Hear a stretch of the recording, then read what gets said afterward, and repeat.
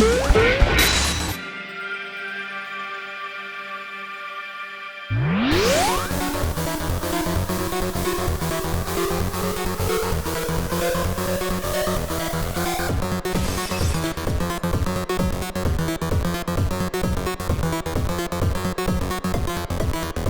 everybody, and welcome once again to QuipScope. This is the show where we talk about a new game what has done come out, and we maybe do some quips about it along the way, we'll see. I'm Peter. I'm Ben. And Ben has been playing a new game not today. Well, Did you play it this morning before you came to the office? I didn't. There are very few games that I would do that with. Me too. This was not one of them. No, but you have been playing a new game this weekend, I guess. Yeah. I have. Wolfenstein Youngblood. So it's been out for about a week or so by now. Yeah. And it's the latest in the sort of soft reboot of the Wolfenstein franchise that Bethesda has been publishing and Machine Games have been developing. And on the whole, it's all been fantastic. Wolfenstein, the new Colossus, was excellent. Wolfenstein 2 was also really, really good, if not blisteringly difficult. I was about to say, they're not easy, are they, those games? No, for various reasons, although the difficulty was often cited as a reason a lot of people stopped with Wolfenstein 2 or didn't really play much of it, because it really, that game I think was, gameplay-wise was phenomenal, but it was really propped up by just an insane story. You kind of needed to know where it was going to go next, and you could never see it coming because it had so many twists and turns. But the enemies just did so much damage, right? And it encouraged you to play it like basically Doom, but with Nazis. Yeah, is what it was implying. Like huge guns. I'm BJ Blazkowicz. I've got a crazy metal suit that makes me and I'm dead. Which, that's the thing. So when it's got that kind of attitude, it kind of makes you want to run in. It's a bit like I think I've said in the past about Wolfenstein, is that I would want to treat it the same way I would treat the Halo games, which is that you can run into the very middle of a battlefield. Yeah. You've got a bit of a shield. If you can get out of the way, it will just recharge back to full in a kind of Call of Duty fashion. But apparently that's not how you. It's a bit of a mismatch between the two, kind of.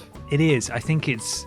This was sort of, I think this preempted the marketing for Rage 2, which we've discussed before, because the marketing was completely at odds with what the game ended up being as for a lot of people, which again encouraged you to play it like Doom. But then it was just sort of, no, it's a really good shooter, but it's in a world with nothing in it. Yeah, and they had that very silly, quite bold colours kind of promotion, and it then was not the world wasn't representative really like that of the game at all. Anyway, that's a different game. No, it's part of a larger point though, in that they've been marketing this game, this Wolfenstein Youngblood, which is a sort of spin-off, if you will. It's not a numbered entry. It's got a slightly budgeted price point. Still developed by the same team. With a little bit of help from Arcane Studios, actually, the guys behind Dishonored. And Prey. Or not Prey 2 or yet. Or not Prey 2, or probably soon. Maybe. If you would buy it, would really appreciate it. But there's a slight marketing mismatch with this one as well. It's sort of been a trend for Bethesda recently, where they appear to be sort of experimenting with various things and just sort of, let's just see how this goes down. Multiplayer. Fallout? And no. Okay, we'll put NPCs in it if you want. Please come back. Yeah. And then this one, it's set in the 80s. Okay. So you think neon, synth. Yeah. I'm all about it. I haven't seen a jot of that so far. Well, it's an alternate timeline, isn't it? Well, then why would it neon be in the synth marketing? Don't put it in the marketing then. It's and then it's you're playing as one of two playable characters, Soph or Jess, the twins, right? Twin daughters of BJ Blazkowicz. Beej. Yeah, so you fast forward into the far future of 1980. Yeah.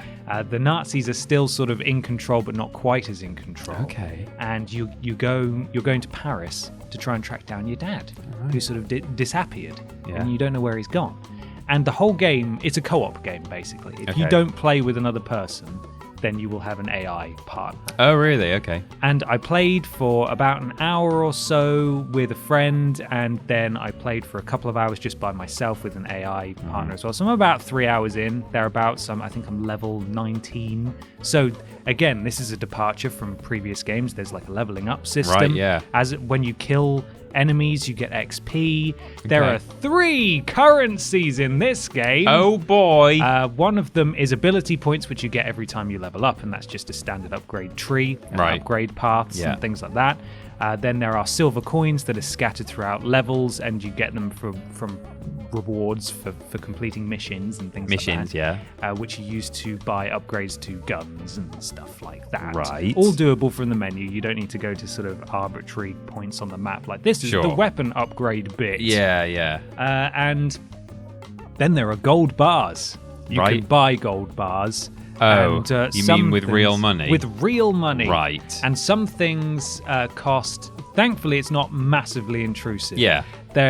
I can't remember. There may be 1 or 2 items that you can only buy. It's all just cosmetic. Careful. That you can only buy with gold bars. But Right. I think the vast majority of them are either purchasable with a few gold bars or a lot of silver coins. I guess it being a multiplayer game, so presumably you don't have to just play with friends. Can you sort of match up with a random person? Yeah. So I guess in there, it being a game in which you can play with random strangers, there is a temptation. Some people will be tempted to look cool, so that this stranger thinks I look like I have played this game well.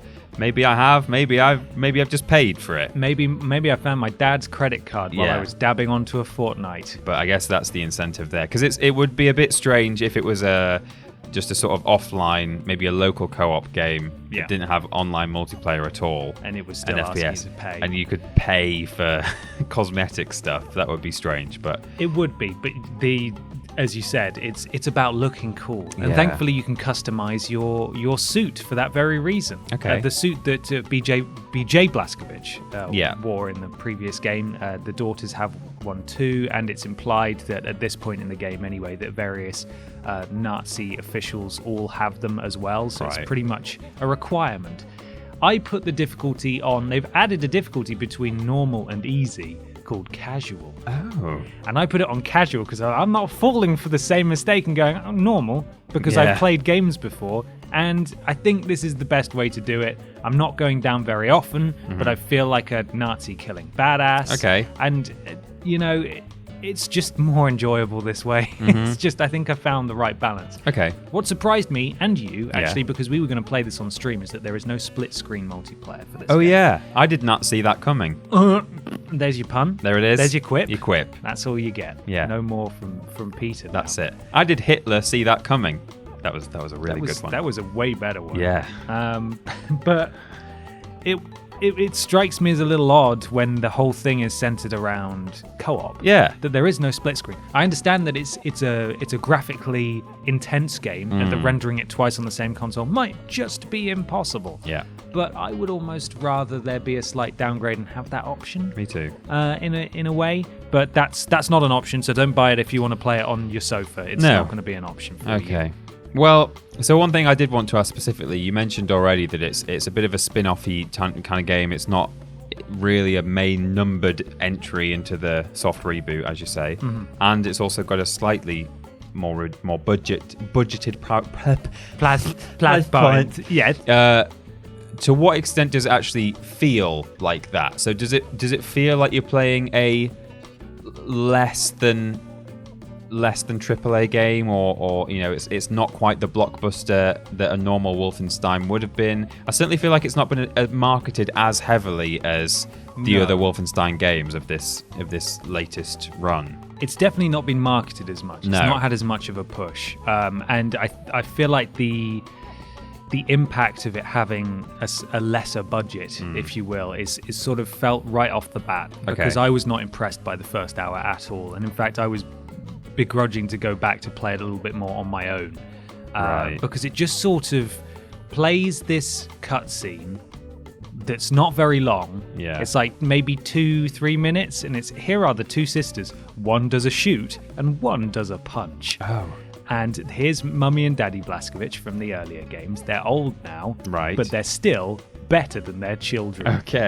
Anyway, now you're on an airship. Off you go. And it's like, what?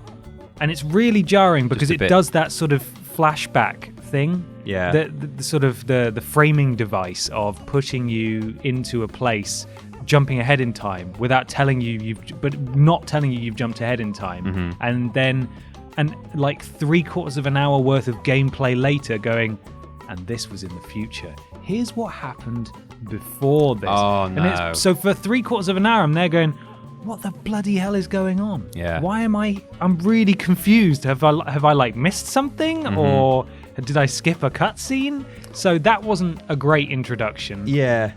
And honestly, it was really bloody hard on playing it with another person. As soon as I played it with AI the second time, I found it way easier. I don't know if they were just more accomplished. The AI wasn't that stupid or anything. They stick nearby. They're rarely in trouble. Right. You have a shared life system. Oh. So you have up to three shared lives, and there are lots of sort of... Someone who's played A Way Out, it'll be very familiar in that there are various points where in order to open a door, you have a code thingy, and one person goes to enter the code, but while they're doing it, the other person has to go to like a security room and read them what the code is at that particular moment. Or you both have to go up to a switch and hold square to pull it at the same time. Right. That kind of stuff. In terms of shooting, it's phenomenal. It feels exactly the same as the last Wolfenstein, just really weighty, people exploding all over the place. The various abilities are good as well when you're upgrading, so the route that I've gone down is sort of a tank class. Right. So I've got a skill where when I sprint into someone, it'll knock them over, or they just burst. Okay. And that's really fun. Yeah. I feel like it's best when you're matched with someone who's gone the opposite route. So sort of sneaky and long range with someone who's brutish and up close. So if they're getting overwhelmed, you can just sprint in, explode a couple of them, and some of them will just get sent flying backwards. Yeah. And that's really good fun. So gameplay wise, can't really fault it. It's just it's weighty, it just feels good to play. Okay. But then I discovered that once you finish that mission, there's a hub world like they did with the last one, and I wasn't a huge fan of the hub world. It was like a nuclear submarine that they'd stolen, and you had to go around and talk to people and like get missions and stuff like that. Yeah, it's sort of become a staple of non-Fallout, non-Elder Scrolls, Bethesda games recently, where they've always got a hub world of some kind. And Arcane as well, quite like that. Exactly, yeah. It's got to have a little, maybe a boat. Yeah. You want a hub boat? Not really. I'd rather just sort of be funneled linearly, one mission after the other. Especially in an FPS. You don't need it to be like, particularly expansive in an FPS game, right? I wouldn't say. And speaking of experimenting, it took me an hour of playing on my own to realize this, but this is the point where I realized that this game is not what it appears to be initially. Right. So when it starts you off and you're chucked onto this airship, I mean, I won't spoil what happens at the end, but it's so, there's nothing particularly remarkable about it. Okay. But anyway, that comes to an end, and it's very clear that's a linear mission. You play from start to finish, and that's it. And you just think, okay, so it's going to be like all the other Wolfenstein games where it's just a procession of levels, really meticulously well-designed levels to work your way through. So I was wandering around the catacombs, which is where the resistance have set up in France. Okay. And there's lots of areas. Those ones with under the Paris. Skulls and stuff all over. So that's a striking setting. Yeah. And the only sort of suggestion that it's the 80s is that some living quarters have a lot of albums up on the wall, and it's like 80s, right? This is it. But as soon as you go above ground, it's just Paris, but covered in swastikas. Sure. And red and black and white flags everywhere. So I accepted a couple of side missions as well, and I thought, this is interesting, because I can't really remember that. There were some side missions in Wolfenstein 2, but they usually involved going to a level you'd been to before for some sort of challenge run. Right. These were like, investigate the hospital. I was like, okay, interesting. So then I went above ground, and loaded into this map, and I was like, this is cool. I'm getting loads of XP, I'm getting loads of silver coins, I'm running around, I'm destroying everything. And then I got something radio in from back at base saying, we need you to take down there's a general in the area, we need you to take him down, really important general. I was like, oh cool, okay, there's like dynamic stuff on the fly. Yeah. So I did that, and then when I got to the end of that area, I noticed there were actually a couple of ways to leave it, a couple of different ways to exit. And when I tried to exit, it was sort of the metro map, and I could choose where I wanted to go on the Paris metro and different areas to load into. And it then became obvious that actually these were just objectives within the same maps. So rather than a procession of linear stories, missions, with, as I said, meticulously designed levels for that mission. Yeah. They actually all take place in the same maps. So think Destiny. Right. With its just various maps, which you learn like the back of your hands because you're running through them every day, all day, every day. I see. It's that. That's what this is. They've not made a linear narrative game. Yeah, level to level. Occasionally you'll get some cutscenes when you hit a milestone. But largely, what it is, in fact, one of the missions it was telling me to get ready for, in fact, that I should come back to later, was literally titled Raid. Okay. It was just a raid mission. And I was like, oh man. So you're basically just zipping around the Paris metro or zipping around Paris, going to areas you've probably already been to before. It's kind of more open than you would expect for that exact reason. But yeah. And then just doing different things each time. And when I loaded into another map and I got the same voiceover message saying, hey, there's a general nearby we need you to take out, I thought, oh no, it's one of these. And that's fine because some people really like that. But it was at that point that I thought, God, if I'm going to be running around the same areas over and over again, and it literally, you go through to an area, you come back, everyone's respawned, all the items are back again. Yeah, of course. And it's like, no, this isn't really what I want. That's the thing. It's so, you say, some people do like that kind of thing, and that's true.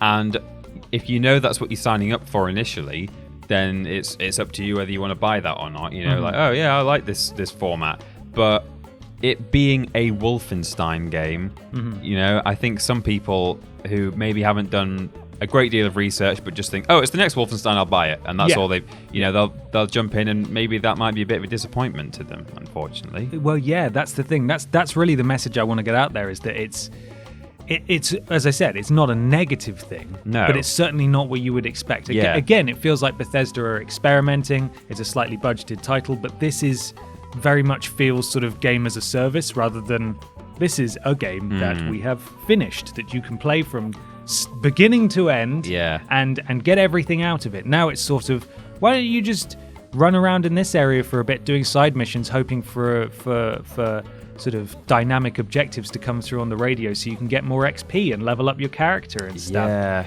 And I was all about, there was like a half an hour window where I was all about leveling up my character, and I wanted to finish this game because I was like, cool, I can level up as I go and get more abilities, and this is great. But then as soon as I discovered that it was just the same, it was all set within the same areas, just with different objectives within it, I wasn't so keen. And I'm sure that there are, as you go through the game, more unique locations where they're just there for that level. But the bulk of the experience is having you basically do busy work. It's basically like The Division or Destiny or any one of many looter shooters. And this is not a looter shooter. No. But it adopts that open world mechanic that they use. And I like Borderlands. Yeah. So I should be used to this kind of thing, but True. I like the way that Borderlands does it because each area is unique and feels distinctive and definitely has areas that you probably won't return to because they're just for main missions. And again, it's what you expect from Borderlands. You know, Borderlands 3 will probably be like that. And, if anything, if it wasn't like that, people might be disappointed. If it was linear level to level, they might be like, oh, this is Borderlands. But, you sit down with the next Wolfenstein game, albeit a sort of spin-off style one, you're probably still expecting it to be level to level, linear experience, maybe just a bit shorter. So that might catch some people out. One thing I was going to ask, you've not finished it yet, but no. You might not have an idea of the answer to this question. Do you think it's got? How long do you think it might be? Do you think does it feel like you're halfway? I know it's always going to be a guess, but yeah, it's a particular gamble with this because this kind of game can massively inflate its playtime. Yeah. By having a leveling system, they can literally gate off content until it doesn't stop you from going to these places. Yeah. But when you I stumbled across one. The enemies have levels as well. Okay. So they just took me down real quick. So you literally really cannot play these levels until you hit the required level, which forces you to play these side missions, which usually involve going to a location within a map you've already run around and collected everything in, to press square on something and then come back. So probably not easy to estimate a full playtime. Not particularly. No. Currently, the big objectives are there's 3 towers I have to storm, but they're all very high level gated. Right. I think I'm approaching the first one now in terms of my level, but it's personally, it's not for me. Yeah.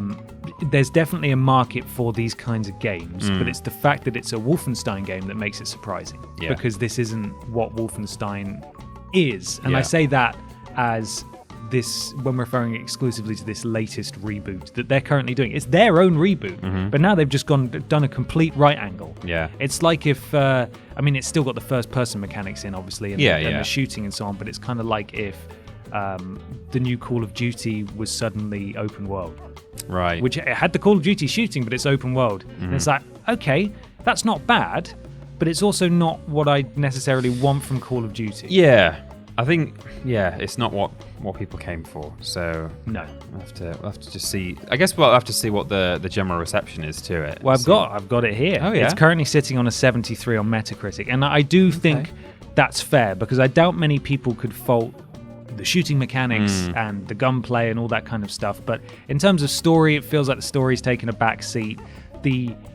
I suppose the silver lining here for developers and publishers is that, and I don't want to suggest that these games are easier to make at all. That's not what I'm saying. Yeah. But you can really focus more on extending the playtime than you have to necessarily on making there be a compelling narrative, if that makes any sense. I really butchered my words there, but you know what I mean. Yeah, you can get a lot of bang for your buck because you can just send the player back to these places, and like Radiant quests and Skyrim. Exactly, and just use kind of predetermined quest or mission types or whatever, and just sort of generate those, maybe even infinitely. There might be some sort of end game by the end of this Wolfenstein where you can just sort of mess around in Paris forever. Right. It's a way to extend the game time without having to build another level with all this kind of dynamic scripted interactions going on. And you can reuse the same maps rather than have to create several bespoke ones, I suppose. But that's what Wolfenstein Youngblood appears to be 3 hours in. And when I say appears to be, I'm just making it particularly clear that I have not finished this game. Sure. This is just my initial impressions after playing it for a few hours. Some people watching this video may absolutely love it. Some people may be further, but we want to know what you think. We do. Let us know in the comments. But if you were thinking about picking up this game, we hope this was informative for you. Yeah. So you sort of know what you're getting into, because as Peter said, this really hasn't been made that clear. I haven't been following this game too closely. No, but I don't know if previews picked this up or if in fact there were any previews. I just haven't seen any coverage. No, I haven't. I kept anything. Forgetting it was coming out, and then it just came out, and you were like, oh yeah, I'll play this and see how it is. So no, it's definitely kind of crept up on us. But I hope it does well. Yeah, so do I. Wish them the best. Like we've said, it's purely that people might not be expecting it. It's not that they've necessarily done it badly. It's they've just done it differently. So I don't think you can take too much away from them for just having broken the mold a little bit. But, no, absolutely not. Yeah. And as I said, someone's going to. This is going to tick all the right boxes for someone. Yeah. And it's a co-op game as well. Yeah. And I tend to believe that even the most broken and wretched games can be redeemed by co-op because that makes it more fun to play it with a friend. Yeah, if they're terrible, then it's at least enjoyable with a friend. You can laugh at how bad it is. Or if they're good, then you can enjoy it because it's good. Definitely. So let us know what you think in the comments below. And a big thank you to Bethesda as well for providing the code for Wolfenstein Youngblood. Absolutely. I believe I'm going to be streaming it. So if you'd like to see it in action, then we'll be killing some Nazis at some point this week. Yeah. So look out for that. Okay. Right. You got any more quips? Are we done? No, I don't think so. It's just stuff about any more Nazi keywords. Let's see. Adolf. We've really